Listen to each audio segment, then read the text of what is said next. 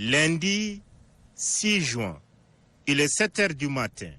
Le président du Conseil militaire de transition, président de la République, le général Mohamed Idriss Déby Itno, prend la tête d'une forte colonne de véhicules militaires.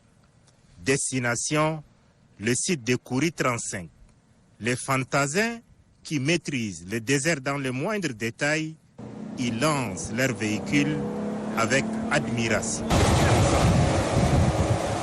Les secondes s'égrènent, les minutes passent et nous voilà arrivés au lieu de la recherche de l'Eldorado où le rêve d'une vie meilleure s'est transformé malheureusement en drame au milieu de Kouri Bougoudi.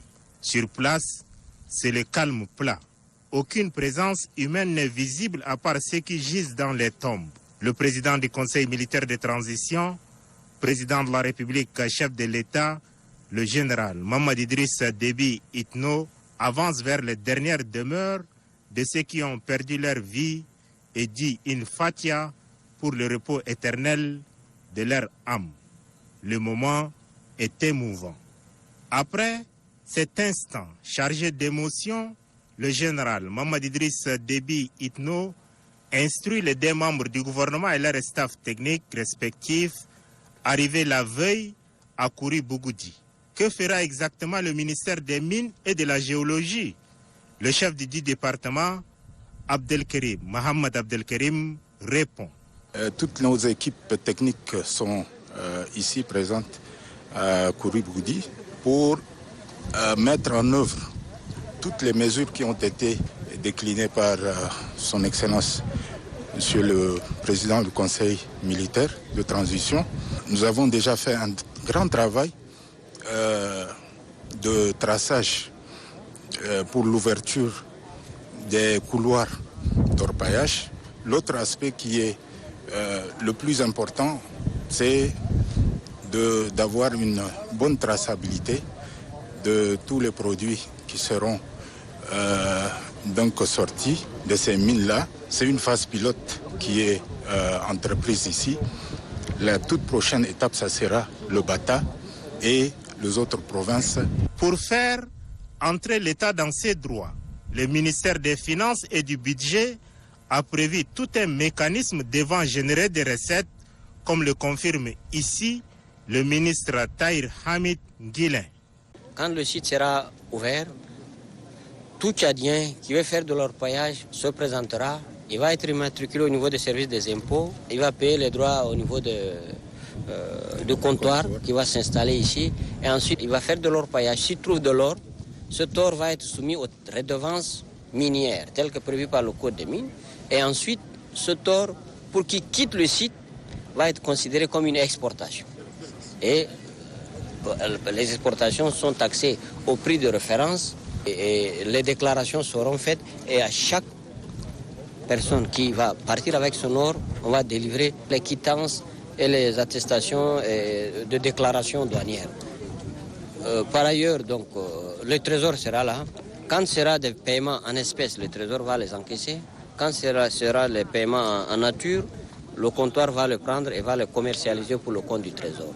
C'est après s'être rassuré que ces instructions ont été traduites dans le fait sur le site minier de Kouri Bougoudi 35 que le président du Conseil militaire de transition, le général Mohamed Idriss Déby Itno, a repris la tête du convoi militaire pour rejoindre son quartier général des opérations. C'est la parfaite démonstration que le chef de l'État, chef suprême des armées, le général Mohamed Idriss Déby Itno, n'entend plus laisser une seule portion du territoire national aux mains des indélicats. J'ai dû constater l'ampleur des dégâts qu'il y a eu ici. J'ai une pieuse pensée pour les victimes. J'implore Allah le Tout-Puissant qu'il les accueille dans son vaste paradis et qu'il donne la patience aux parents des victimes. Ce qui s'est passé ici est un événement douloureux de trop. C'est pour cette raison qu'aujourd'hui, Nous avons, dans un premier temps, dépêché le ministre de la Défense qui est venu le 24 mai avec des instructions claires de stopper cette tuerie, évacuer la zone et remettre de l'ordre et rétablir la sécurité et l'état de droit. Comme vous le constatez avec nous, le site est déjà évacué, sécurisé. Nous allons redoubler l'effectif de notre armée. Comme on a installé auparavant une zone d'opération au Courir 60, ici aussi nous allons installer une zone d'opération. Parce qu'on est ici à environ, je crois, 10 km de la frontière. Donc il est urgent de mettre en place cette unité qui va être installée aujourd'hui même. Le ministre des Finances, le ministre des Mines et tous les staffs, ils sont là. Ils vont prendre la relève pour installer leurs équipes pour libéraliser leur paillage, mais les réglementer.